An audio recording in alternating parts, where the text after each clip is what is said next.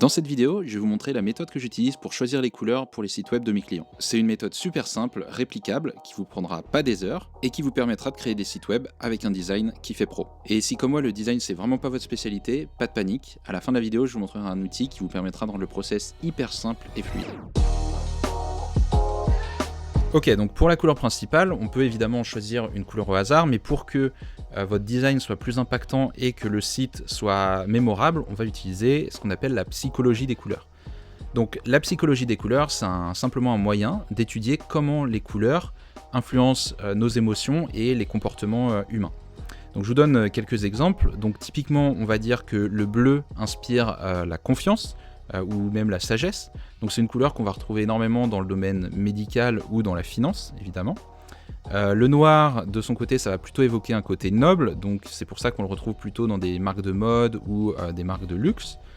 Le vert, quant à lui, c'est évidemment très connoté nature, donc on va le retrouver quasiment systématiquement sur les sites liés à l'écologie, mais ça peut aussi symboliser la croissance, donc c'est pour ça qu'on va le retrouver sur certaines plateformes d'investissement. Le jaune, ça va plutôt être pour inspirer la joie, la bonne humeur et puis même aussi la jeunesse. Donc c'est généralement des entreprises qui veulent se donner une image cool et pas prise de tête qui vont l'utiliser. Le rouge, enfin, ça va être là évidemment la passion, l'excitation, donc c'est une couleur qui va susciter des émotions assez fortes.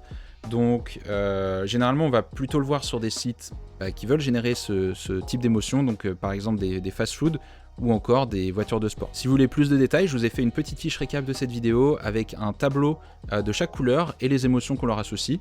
Donc vous pouvez la télécharger gratuitement, je vous mettrai un lien dans les commentaires. Donc quand vous avez une idée des émotions que vous voulez véhiculer, le choix de la couleur principale en fait va vous paraître assez logique.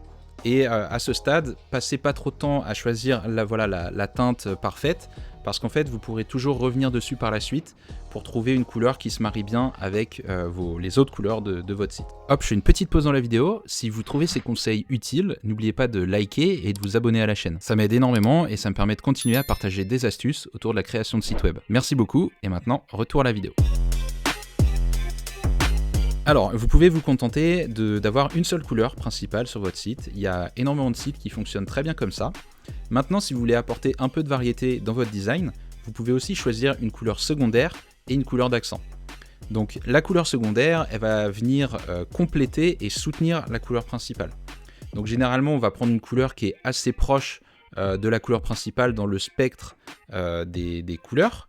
Donc pour créer tout simplement un équilibre visuel et apporter un contraste qui soit agréable à l'œil. Par exemple, si votre couleur principale c'est le bleu, on va peut-être choisir un bleu turquoise ou un vert doux comme couleur secondaire. Et ensuite, la couleur d'accent, elle va servir à attirer l'attention du visiteur sur des éléments clés comme les boutons d'action ou encore les liens. En général, on va choisir une couleur plus vive, plus marquée, que le reste de votre palette et qui va en fait être visible très facilement sur votre site. Donc c'est une couleur qu'on va utiliser avec parcimonie. L'idée c'est juste de guider le regard de l'utilisateur vers des actions bien précises. Maintenant, le problème, ça va évidemment de trouver des couleurs qui vont bien ensemble, parce qu'une couleur ça va, mais deux couleurs ça commence déjà à être compliqué, et trois couleurs, il faudra vraiment se creuser la tête.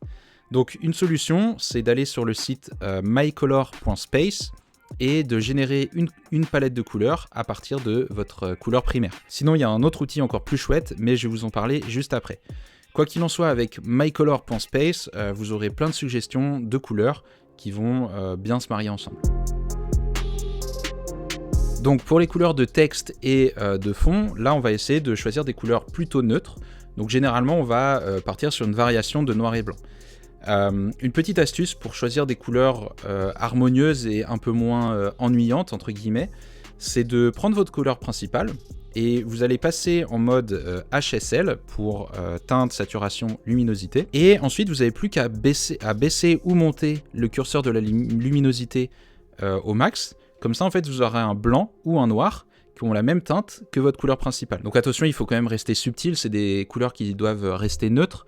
Donc on va vraiment aller au maximum ou au minimum de la luminosité, enfin quasiment au maximum ou au minimum.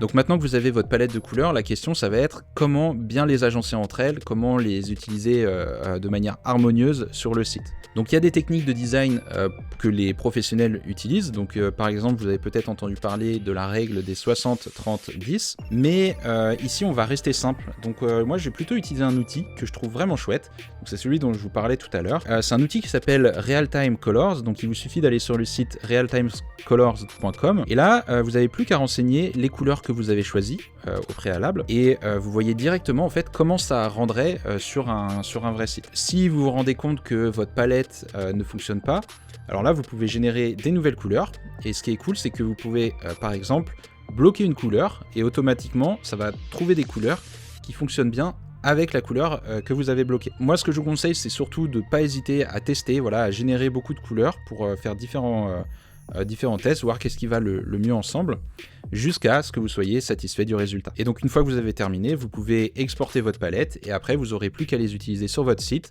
de la même manière que c'est montré sur cet outil. Et voilà, maintenant j'espère que vous avez une idée un peu plus claire de comment choisir les couleurs pour votre site. Ne négligez pas cette étape, vous verrez que ça fait vraiment la différence entre un site amateur et un site professionnel. En tout cas, merci d'avoir regardé cette vidéo jusqu'au bout, n'oubliez pas de mettre un petit like si vous avez appris des trucs, et pensez à vous abonner à la chaîne pour ne pas louper les prochaines. À bientôt.